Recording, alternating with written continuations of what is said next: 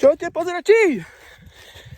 Dneska máme ďalším záďom a ja sa hlásim s zájdeným repartom. Áno. Po týždni prestávky z behu v nedelu sa vám hlásim opäť. Takže máme krásne počasie. Musím troška vyhýchať. Šiel som hore kopcom, teraz dole.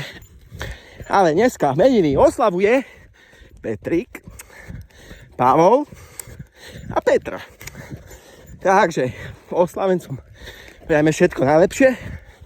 A veľa zdravia a šťastia. Veľa zdravia a šťastia. Veľa zdravia a šťastia. No, dneska máme, povedal som koľkatého, 29. júna. Asi nie, teraz to už vieme. No a dneska máme ešte Svetový deň Dunaja. Čiže všetci, čo pozerali seriál Dunaj, ktorú ste, ja nie.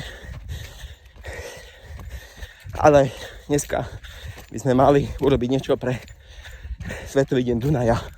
A to, že tam nehodíme žiadne odpadky.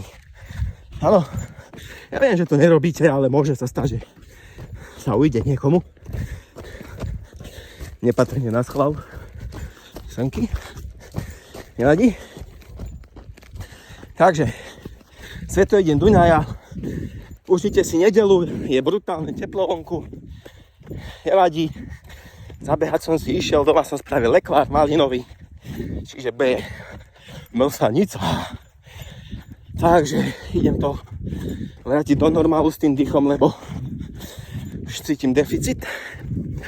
Dobre, tak ešte raz peknú nedelu, zajtra pondelok, štart týždňa. Užite zdraví dnešok a zajtra sa vidíme. Do pozretia.